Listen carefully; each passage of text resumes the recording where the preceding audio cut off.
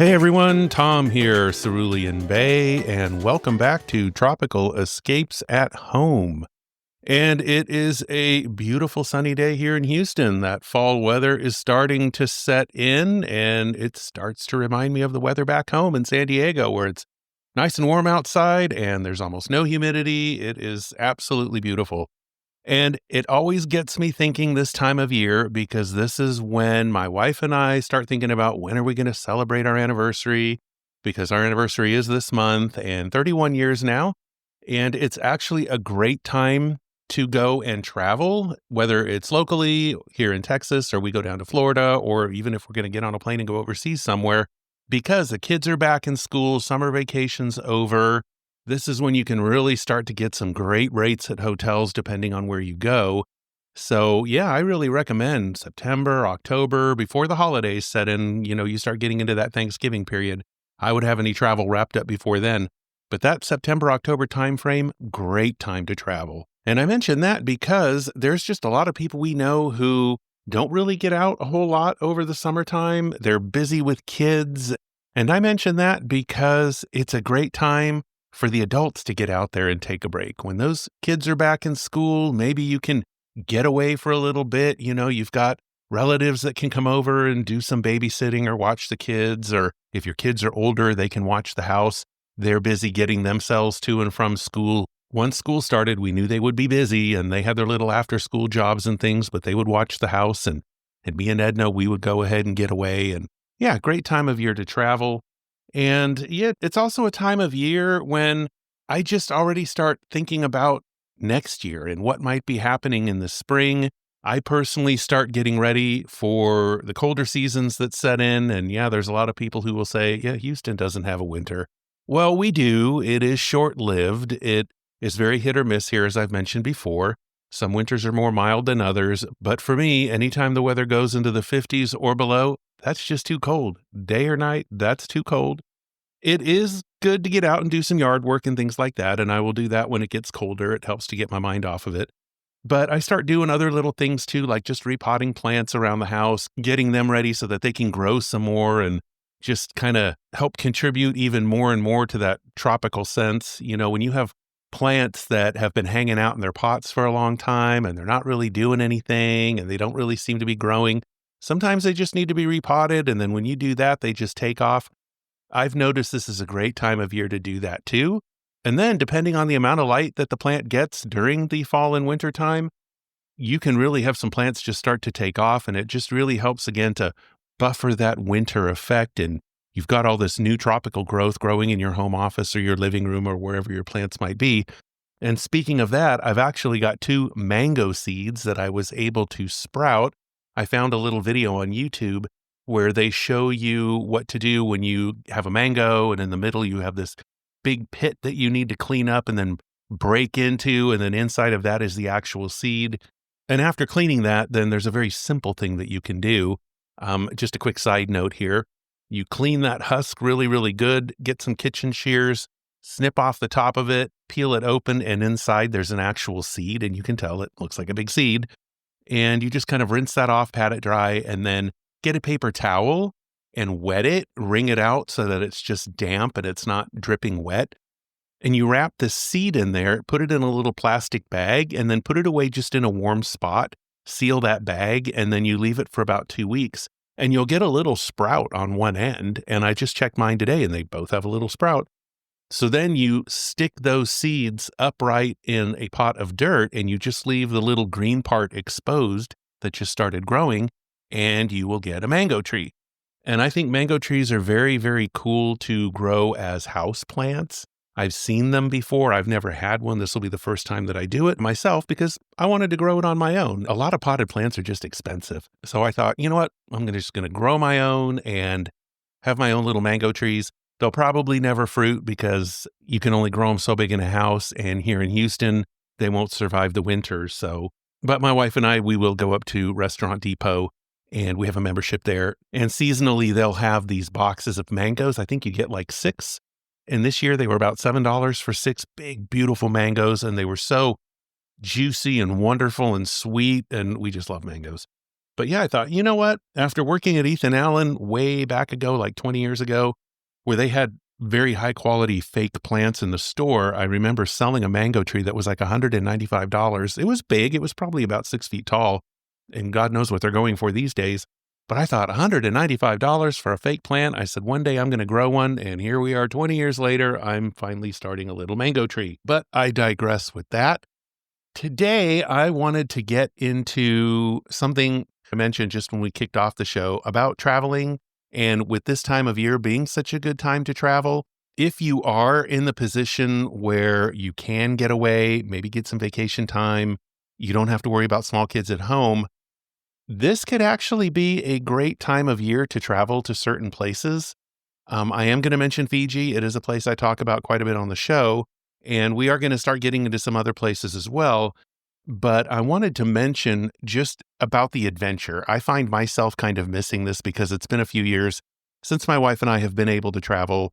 Post-COVID, we had to relaunch the business. There was a lot of stuff that needed some retooling. I had to go to work outside. But I think it's important to mention that a lot of people, maybe it's just out of habit, I'm not sure, think that really the summertime is the only time you can travel. And even when your kids are growing and maybe they're not interested in taking those family vacations, they start getting into their later teenage years or whatever, they have their little jobs or they're very busy with school.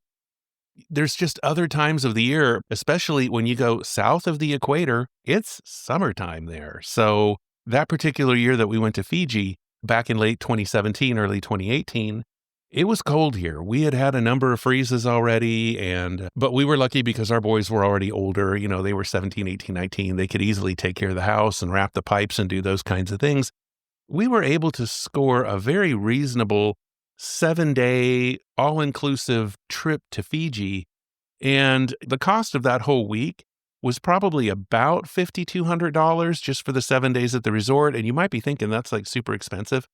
It's actually not when you compare it to a lot of other places. When you are looking at Tahiti, Tahiti tends to be more expensive. I'm not exactly sure why. And then there's other places in the world you can go where it's just more expensive to go. But Fiji, from the research that I've done, it just seems to be more middle of the road. I mean, yeah, you can go down there and spend a ton of money too, but you don't have to. There are more reasonable places that you can go. And I wanted to mention this because it's been a few years since my wife and I have been able to get down there, and we really would love to get back to Matangi Island. And I thought, this would be a great topic for the show because it's a place that we've been before, and it's worth going back to. There are several other resorts that we would love to try in Fiji, and maybe when the business gets more off the ground and we're able to travel a little bit more, we'll be able to do that.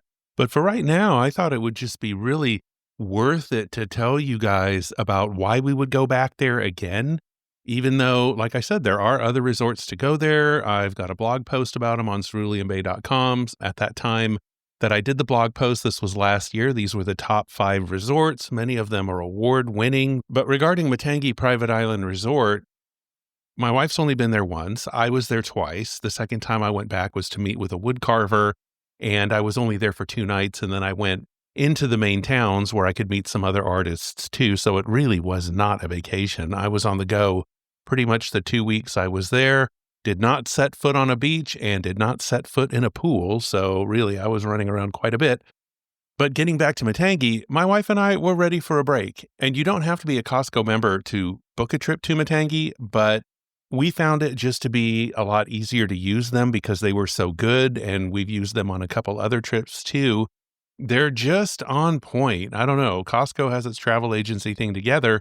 When you go on their website, if you go to Costco Travel and you look at the different packages that they have, I think they have some negotiated deals actually, which are cheaper than if you go to an actual resort website directly and you look at the costs. They tend to be more expensive. And at least with Matangi, we were saving quite a bit of money going through Costco Travel.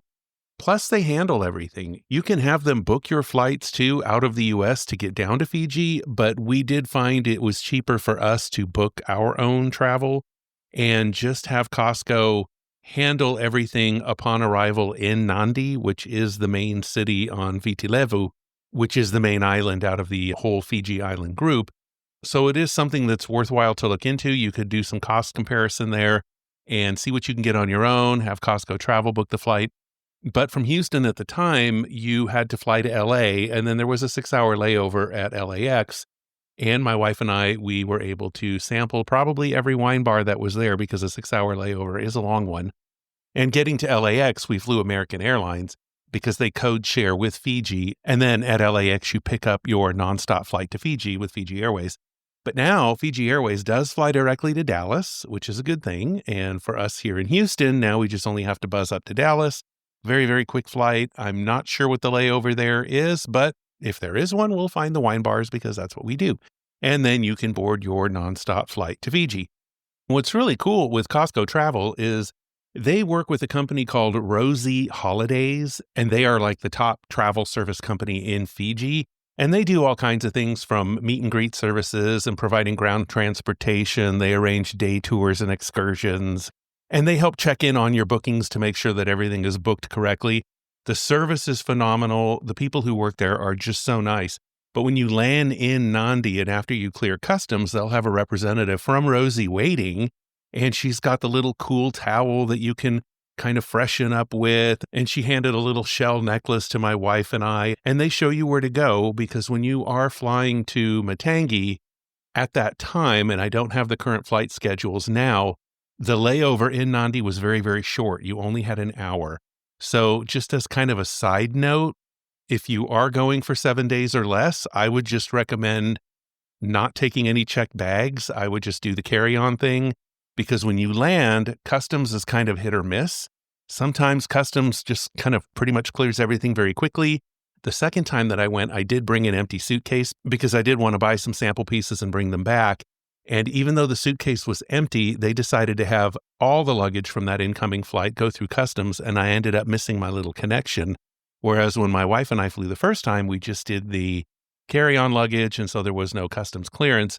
The flight from LA would arrive very early. It would arrive like at 6 a.m. in Fiji. And at 7 a.m., you would connect to your little Fiji Link flight, and it's a little turboprop. I'm not sure what the name of the actual aircraft is. I think it's called a de Havilland, if I'm not mistaken. It's a tiny little airplane. Again, I'm 6'5" and I cannot stand up in it. I mean, it works if you are just of smaller stature, so I'm all hunched over in there trying to get to my seat.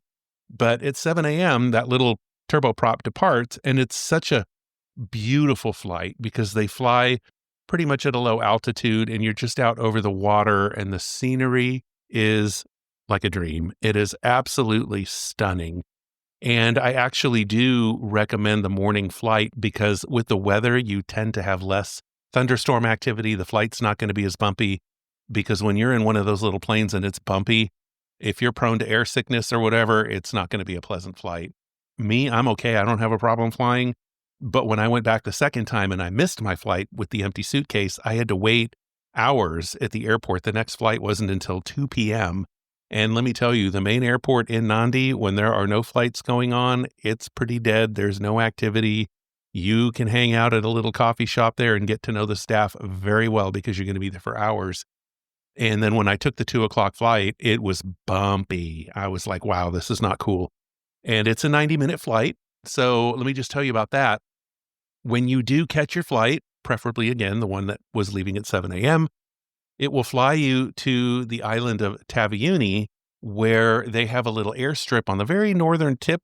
I think they pronounce it Matai. It's Matei. If you Google map it, it is literally at the tip, the northern tip of Taveuni, a little tiny airstrip. And this little turboprop, you'll land there. And the little airport, it's just like a little outdoor bus station is what it reminded me of. And what was just so neat is Matangi Island will have one of their reps waiting there for you, and they have the polo shirt with the little Matangi Island Resort embroidery thing on there so you know it's them. And the guy who picked up my wife and I, he picked us up in a Toyota Tundra, and so they'll throw your luggage into the back and they'll cover it if it's raining. But then what you do is now you are on a 20-minute drive on a dirt road, which can be pretty bumpy. And it was just really cool. I mean, you feel like they're just driving you off into the bush. You really don't know where you're going. It kind of parallels the coast. Where they're taking you is to the quote unquote boat dock. And these are the kind of adventures that I love because there were no pictures of the boat dock. I just had this mental image of literally a little pier, a little dock that you step onto a boat. It is not that at all. After this 20-minute bumpy little dirt road ride, he made a left turn through some bushes, and then there's this kind of outcropping of rocks, and there's a little metal boat with a canopy on it, and there's two guys from the resort in the boat, and they will come and they get your luggage, and you have your little carry-ons. They help you step over the rocks, and you climb into the boat, and maybe there could be a local resident or two that's in the boat as well, and they're just hitching a ride to get over to Matangi, because Matangi is literally a 5-minute boat ride from Kamea Island, where there are little villages where people live. And many of the people who work at Matangi Island live on Kamea Island. You do have the option to go and visit one of the little villages there, Tongo Village, which was just an amazing experience. But anyways, you get into this little boat, and now you're on a 20-minute boat ride, a high-speed boat ride to Matangi Island, and it is just wonderful. I mean, it just gives me goosebumps remembering it. I want to do it again so much. I love being out on the water on those kind of boat trips. I'm not a fisherman. I don't go do the deep sea fishing type of thing. I like being out on the water, going fast, more of the recreational type thing. And it just, the smell, the spray of the water, the scenery down there is just incredible. I always equate it to like something out of a Jurassic Park movie, which was filmed in Hawaii. And there are places in Fiji that look a lot like the Hawaiian Islands. But yes, it just is wonderful. So again, just as a quick recap, to get to Matangi, you're flying from wherever you're departing from in the U.S. You get down to Nandi, connect to your little 90-minute turboprop. So after 90 minutes, you land at Matai Airport. Then the resort truck will pick you up. It's a 20-minute ride on a bumpy dirt road, and then you get into the little boat, and it's a 20-minute ride out to the island. So just so you can connect the dots with that little adventure. And as you're pulling up to the island, you see it off in the distance there, and there you see people gathering on the beach, and they have their little local version of the guitar. I'm not a musician, but it's like a little simple guitar.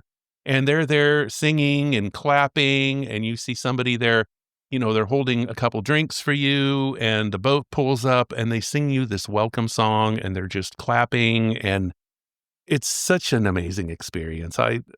We just have to go back.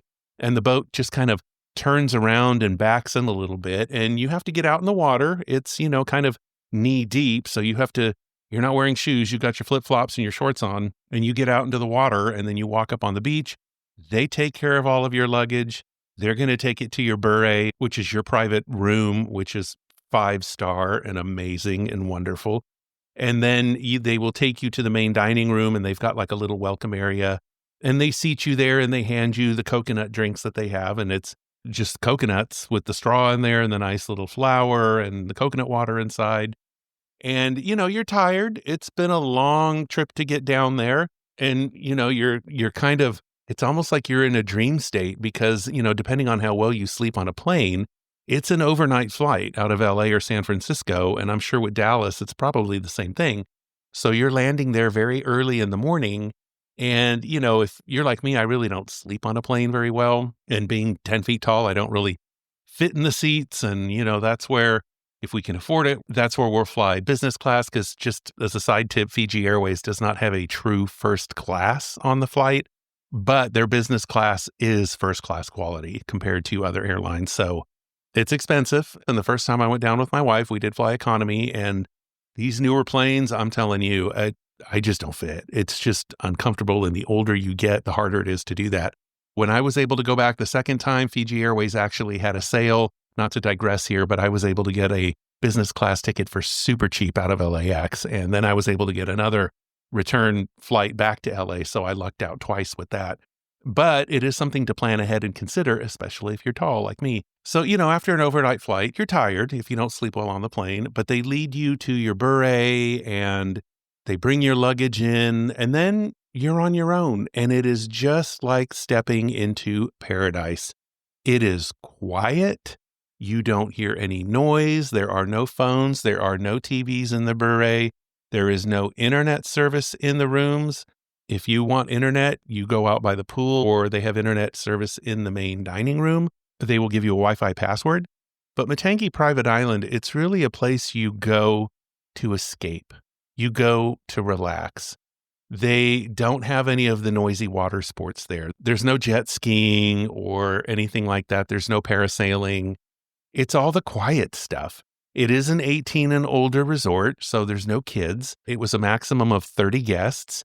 And the absolute beauty of this is you are never all in the same place at the same time. So, for example, in the restaurant, when you go for breakfast, there's a window where you can go and have breakfast. And I don't remember exactly what the hours are, but say it's just like from 7 until 11. While you're at breakfast, they will bring you the menu for lunch and for dinner. So you can pre-order your next two big meals of the day. And that way, when you show up during the lunch window and then the dinner window, you can relax with a glass of wine, have a cocktail. You've already ordered. Doing it that way helps them pre-plan for the kitchen. And again, because all of the food has to be brought in, they do grow most, if not all, of their produce, vegetables, and fruit on the island. And then the island of Taveuni only being 20 minutes away, I do believe that's where they get all of the other food needed for the restaurant. But it helps them plan their pantry. So that system really works for us. But because the dining windows are so open, you show up whenever you want. Not everybody shows up together. It's a beautiful open air restaurant and the tables are spread far apart. So you can just have a nice, quiet, intimate dinner. And there maybe will be 3 or 4 other couples in there having dinner at the same time. Same thing with breakfast. If you're an early riser versus a late riser, again, you're never going to all be in there at the same time. During the day, there may be a couple people out by the pool. There might be a couple people hanging out in the dining room on one of the swinging day beds or the little outdoor living room area. People are talking, maybe reading a book, or you're just hanging out by the pool. They do offer scuba diving. They have snorkeling. There are a few other water sports like that. Deep sea fishing, I believe that they have. So they have those kinds of things, excursions that you can go and book. They do have a trip to Taveuni where you can go see the pearl farm. They have a hike through the jungle where you end up at a waterfall, which we did not do, but we want to go do next time. So there are things that break up the guests and you're never again in the same place at the same time. There's also the little optional village trips where you can go and the little boat ride over to Tongo Village.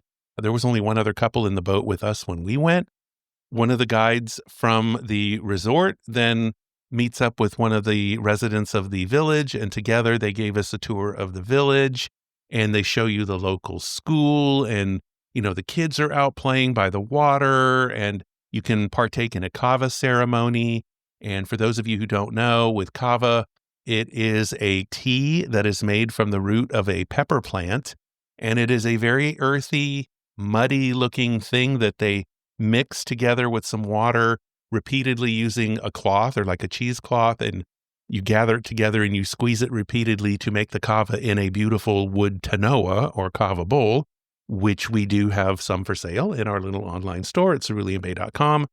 They do this in a beautiful tanoa there, and then there's a little ceremony that they teach you about how to receive the kava and how it's passed among the guests of this little kava ceremony, which is really what it is.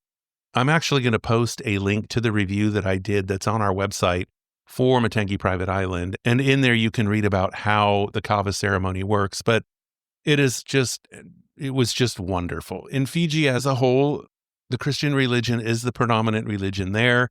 It is more on the conservative side in terms of behavior and dress. So just for awareness, when you go off into a local village or you're invited to a kava ceremony, it is recommended that you don't show up in swimsuits. Women are expected to at least cover their shoulders, cover their knees. There are sarongs available from the resort that you can wrap around yourself and go, and both men and women wear them over there. For guys, they recommend too that your knees aren't showing. Now it is hot, and when we went, it was the end of December. We actually flew out of Houston on Christmas Day. We celebrated Christmas with the kids before leaving. But again, you're flying down there into their summer, so it was hot and humid. And with me being 6'5", wearing shorts, my knees are going to show. It doesn't matter what kind of shorts, my knees are going to show. So, but they get that. They were fine with that. But I wore a very light button-down shirt and Tommy Bahama type of thing. I didn't wear a T-shirt. I just wanted to be very respectful of the village rules, and they appreciate that. If you try, they see that, and then that's good enough. But we did take part in the kava ceremony, and then they invited us into their little community center there where they had a lot of handicrafts on display. If you've been to our website and you've read the journey story that we have in our About Us section, I do give a description of what it is like in the community center there and just the things that they have for sale. Beautiful wood carvings, tapa bark cloth, which is made from the bark of a mulberry tree. It's a very thick, papery type of product that they end up with, which then they paint using different colors and different cultural designs. And tapa has its own myriad of uses from artwork to clothing and such. But I've got some beautiful pieces I brought back, which then we framed. And the things that we saw in there were really a big, huge part of the inspiration behind Cerulean Bay. When I was there, that's what really got us started. And when you know local artists are producing these beautiful pieces of art that you just can't find anywhere else. If you go on Amazon or you go on eBay or you go wherever, you'll find random pieces here and there that people have procured somehow. Either they went down there and got them or they ordered them from somebody that they know down there. And now they're offering them for resale. But we thought, this would be really cool if we were able to buy in some quantity and resell here in the US and provide a story. At the time, I didn't know I would be doing a podcast or YouTube videos, but I just thought it was really worth showcasing these pieces of art because not a lot of people know Fiji and what it's about. I mean, a lot of people have heard of it. A lot of people have been there. They go hang out at the resorts, but then they come home after, just kind of your standard trip. It's like going to Europe or, visiting somewhere else in Asia or maybe going to South America. It's like anything else. You go, you book a trip, you hang out at the resort, see some of the touristy stuff, buy some souvenirs and come home. We really felt that what we saw was so inspiring and just so wonderful, and the people are just some of the nicest people you will ever meet in your entire life. We wanted to do more with that, but not to go down that whole road of the inspiration behind Cerulean Bay because we did cover that in a different episode. But that's just one of the things you can do over on Tongo Village is you can buy some of the handicrafts there. And then after spending the bit of time there, the boat takes you back to the island and then you're on your way. And some of the other things you can do on the island when you're on Matangi Island, they don't have an on-site gym, but you can take a beautiful nature walk. They have two versions of it. There's the easier one and then there's the harder one, which is a literal hike up into the volcanic cliffs because Matangi Island, it's kind of horseshoe shaped and it's part of a collapsed volcano from a gazillion years ago. But there are some very steep, rugged areas to the island, and there is a hiking trail through there. My wife and I took the easier one, which was still uphill quite a bit of the way, and when it's hot, it's hot. And they do give you a good walking stick because it does make it easier. But the walk was just beautiful. And the pictures that you can take of the ocean down below and of the coconut palms and just the scenery, you're not going to get scenery like that in Houston. You're not going to get scenery like that in Florida. It's just breathtaking when you go. So, you go do a hike like that, come back down, you can change into your swimsuit, rinse off in the little outdoor shower they have by the pool, and then get in the pool. It's so refreshing. The cocktails that they make at the bar are very good. They're a little on the strong side, but I love that. I love a good cocktail with a good kick. And at the time, they had a wonderful drink called the Hurricane Flora, which was, I guess, a Fijian version of a Mai Tai or something. Fruity drink, wonderful rum in it. But yeah, it'll kick you. It'll kick you in the rear. It's a good one. And just so you know, with the name Flora in that cocktail, the island is privately owned. It is an Australian family that's owned it for generations, I believe.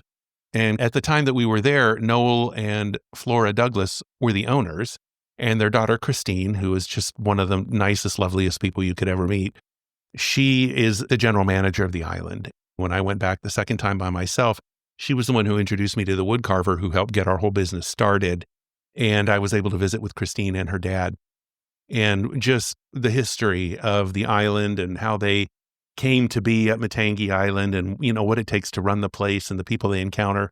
Just fascinating to listen to the story. It really was an eye-opener, and I really felt like I was just so fortunate to be able to have this experience, which then I could use to turn into a business back home. And it's become something that I just love to do. And beyond Matangi, we want to go and experience other resorts. And As I've mentioned before, there are people that we've talked to, there are people that we know that have been to other resorts that we haven't been to, but they're very trusted sources. They're very reliable. I do very, very thorough research online for any resort and read the reviews and, beyond TripAdvisor, there's other places to review as well. And then if there's anybody that we know that's been, we talk to them just so that I can do a good review online. So any of the resorts that you find at ceruleanbay.com under our travel section, I really do spend some time, just to make sure that you're getting the real deal when you're reading this information. But I wanted to share that about Matangi and actually a couple other things too. I mean, just so you guys are aware, they really do have a great on-site spa with a full suite of spa services. Really, really great massages there. And they have the different kinds of treatments that you can get. They also have the honeymoon package, which does cost a bit extra, but it is totally worth it because Matangi Private Island is home to Horseshoe Bay. And it is rated as one of the 1,000 places on Earth you have to see before you die. And it is absolutely breathtaking when you go. We did the honeymoon package, even though we had been married so many years, because for us, it was the honeymoon. It was the real honeymoon we never had. And the little boat takes you around into the horseshoe part. They drop you off there. You can choose the morning or the afternoon period, because there are only two, so you can have the morning or the afternoon to yourself. You're there for 4 hours. And in either one of those, they will drop off a picnic lunch for you with a bottle of champagne if you want, and you can just hang out. They have an outdoor beret there with a swinging day bed and a place that you can just relax for the day. They've got some lounge chairs out on the beach. They've got some equipment in the beret to do things like paddle boarding, and I believe they even had a kayak there so you can kayak in the bay. We recommend going in the morning because we noticed as we were there, the tide starts to come in. So for the afternoon couple that's going to arrive, you don't really have much of a beach anymore because the tide's already in, which is fine. You can be up in the beret and you can still paddleboard and do things like that. But my wife and I, we like to lay out on the beach and to have a beach to go walk on. So we do recommend the morning period, that morning block of time.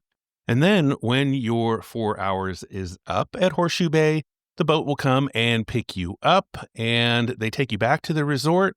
And then that evening is when you can have a wonderful private dinner over the water. They do have a wonderful over the water deck, which is covered with a thatched roof, and they've got everything set up there with flowers scattered about and little candles set up, and it's off the main path. So even if people are walking by, they're not walking directly by your table. You're just out over the water, and it's just dreamy and wonderful and romantic. So yeah, we really do recommend that honeymoon package. It's really something special. Even if you've been married for a long time like we have, or you're celebrating your anniversary, even if it's your birthday or just a special event, get the honeymoon package. It is totally worth it. When it comes to the accommodations, in the berets, they have the beach view berets. They have the beach front, which are closer to the actual water. They have the tree houses. Since I was there, they've done some remodeling. They were doing some when I was there because some of the berets had their own little covered porch out front with a covered seating area, which is beautifully done. Some of them had that. Some of them didn't. The one my wife and I had just had a very nice palapa thatched roof umbrella type of arrangement with two nice chairs underneath it. It was perfectly fine for us, sitting out there just looking at the water. But I do think since then, according to their website, it looks like they've remodeled all of those. So they might all have porches now, covered porches in the front. But hopefully this little overview of Matangi Private Island has been valuable. We highly encourage people to go. As I mentioned, it is adults only, so 18 and older, and it's very quiet. It's for people who want to go and detach and relax. Again, there are activities that you can go and do. You don't have to do any of them. They do also have local musicians come and play, and then they've got cultural dancing as well. There is an evening where the island staff will come. If you're not by the pool or in the dining room, they will come to your beret. They'll politely knock on the door to let you know that the cultural event is going on, and they invite you to come, and they encourage you to attend. And it really is a beautiful thing to do because these people want to meet the guests. They want to see who have taken the time to travel halfway across the world to come down there. They're just very interested to see who's coming to the island, and they just want to meet people. And We love that. My wife and I just absolutely love that kind of thing. So, yeah, that is your big tip for the day. As we travel and as we meet others who have traveled to review worthy resorts that focus on authenticity, those are the kinds of places then that I will bring to the show because those are the places that we really encourage people to visit. Fiji is one of these places that has resorts that span the spectrum in terms of price range. There are very inexpensive places you can go to, such as the youth hostels and things like this on the main island, which are very close to the airport. They have the mid-range hotels, which are on Denaro Island, which is probably about a 20-minute drive from the main airport in Nandi. At Denaro, you'll find the Marriotts and the Sheratons, and a lot of the big global hotel chains are over there. Then you have places like Matangi Private Island, which are a journey to get to. There are other resorts like the Tokoriki Resort. There's the Yasawa Islands, which have their resorts, which tend to be more higher end, more upscale. But again, there's a journey to get to them. There's a boat ride. Some of them, you're using a seaplane. A Tokoriki actually has a helicopter that you can charter as well to get to the island. With Matangi, they have the boat that picks you up. So it's up to you. When you're booking a tropical vacation, what I really advise is consider what is it that you want out of the experience. Because this is what I have to say just to help you save some money. If you're going just to go and hang out on a beach, or you want to go do some snorkeling or some diving, or just activities that you can largely do anywhere at a hotel that's on the water at a decent beach, I personally would not spend the money or the time to go that far, because out of LA to get down to Fiji, it's a 10.5 hour flight. That's long. And so you're having to come back 10.5 hours too, and then connect unless you live wherever Fiji Airways is landing, San Francisco, LA, Dallas. If you've got to connect onward, you're looking at more flight time. I would go someplace cheaper. I mean, you can do those things in Florida. You can do those things in Hawaii. You just don't have to travel as far. I think if you're going to go to a place like Fiji or any of the other places that we really promote here on the show, like Bali, the Philippines, Thailand, if you're going to go down to the Indian Ocean, you're going to go to the Seychelles, Mauritius, or you're going to go to the Maldives, don't stay at a big global chain. It's like, why? You can see that anywhere. Find an off-the-beaten-path resort. I know it's very easy that after a long trip, when you land in the country, you just want to get to the hotel, take a nap, or get to the hotel and get in the pool, grab a drink. It is worth the extra little connection, the little extra car ride, the extra little boat ride to go to a place that is going to be off the beaten path. It's going to be away from the touristy areas. It's going to be quiet. Some of these resorts do have the more active water sports. I mean, you can go jet skiing and parasailing and do all of these things at some of these resorts. So, if that's what you're into, these are available there. But what I'm saying is when you go to Fiji, I don't recommend going to Denaro. I've been there. I toured it. I went and visited a lot of the hotels. I didn't stay there, but I spent 2 days checking out hotel properties so I could see it for myself. I did not feel like I was in Fiji. I stayed at a Ramada Inn for a couple nights when I went back to visit some artists close to the airport. It was okay. The beaches in Nandi are not pretty. The beach at the Ramada was kind of a muddy, sandy color. The water was not blue at all. The hotel was nice, and it had a wonderful rooftop restaurant, great atmosphere, wonderful food. You can easily hire a cab and go into town and do some shopping and things like this.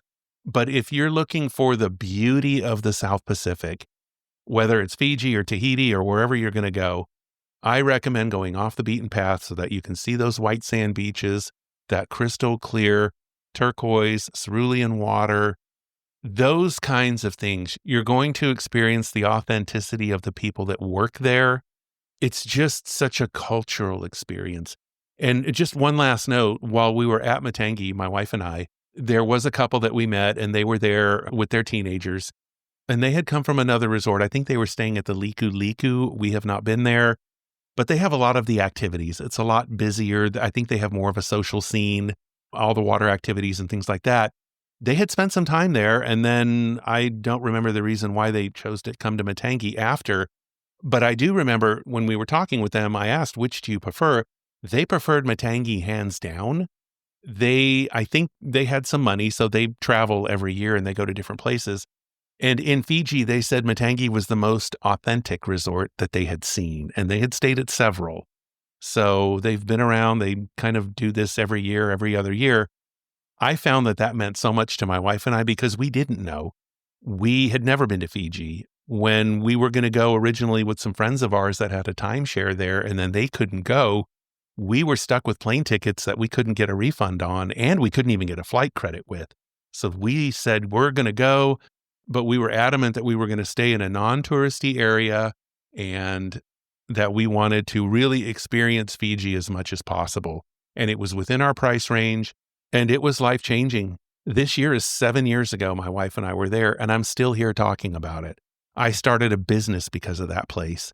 I'm in touch with artists because of that place. I'm getting to know the South Pacific as I meet other people from other islands. When I went back the second time, I was able to go to Tonga, and I spent a week in Tonga, met some wonderful people there.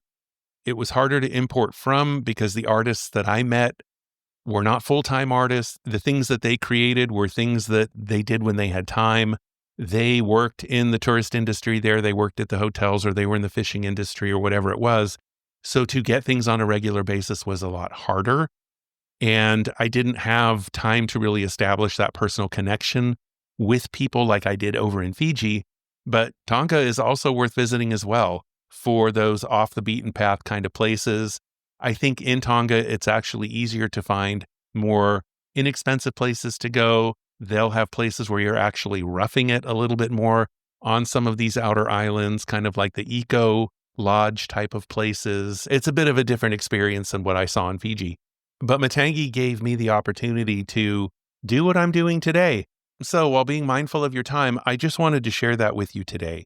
And I want to be able to do this with some other resorts. I'm encouraging you to get out there and travel. And if it's not to Fiji, go somewhere. It is just so worth it. This time of year, September, October, November, even if you can get away during the holidays and you want that warm, wonderful tropical weather and you don't want the hectic crowds of South Florida in December, January, where everything is double and triple the price and it's just super crowded. And we love South Florida, but I will not go there in the winter. I have friends that live down there and we hear what it's like, and it's just not a place to go in the winter. You get all the snowbirds that go down there. Find a foreign country. Go south of the equator. It's summertime down there, and you're just going to have a life-changing experience. So that's my tip for you for today, is to just get online, check some places out. Go to matangiisland.com. They are actually running some low season specials right now. I am checking out their website. And yes, low season is definitely cheaper. And just so you know, low season for Matangi is November 1st through March 31st.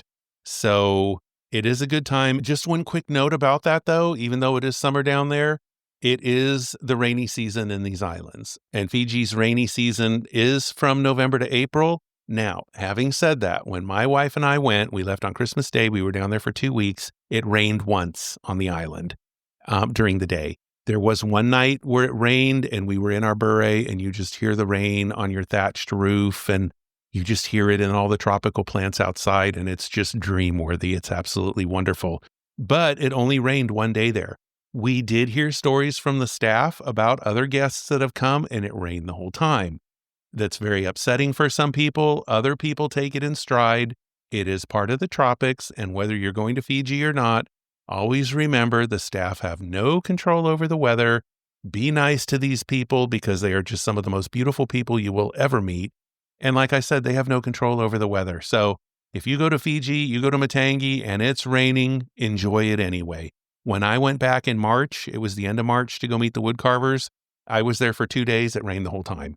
I get over to the main island. It didn't rain at all. So you just never know. But go ahead and check it out. And I am going to post a link to Matangi Private Island Resort in the show notes. And I'm also going to go ahead and put a link in there to the Cabana Lounge newsletter. It is now a monthly newsletter. Due to some time constraints, I'm just not able to do it on a weekly basis and have it be a top quality product that I want to share with you. So I am moving the Cabana Lounge to a monthly publication. When you sign up, you will get access to the issue that's currently available. but I just want it to be a very high quality publication that I share with you for free. So sign up for the Cabana Lounge. I've also got the online tropical interior design program available for those of you that want to create your own tropical escape at home, but you're just not sure how to start or where to go for that. And, if you're getting online and you're digging around, there's a lot of very generic information available about colors. And, they're going to give you, well, use blues and use greens and use this and do that and do this. I get into a lot more detail about how to keep things authentic. I have the Tropical Self-Discovery Assessment, which is available for you, where you can really learn what it is you love about the tropics, the individual things that inspire you about the tropics, so you can focus on those things, eliminate everything else, and use those things to create your tropical escape at home, recreating those things, bringing in their influences and such. So yeah, check out the Tropical Self-Discovery Assessment. And then there's the Home Transformation Guide, which is literally a step-by-step process to take you through everything from A to Z about how to do your own interior decor and styling. I do get into interior design there as well, especially for the do-it-yourself crowd that's out there.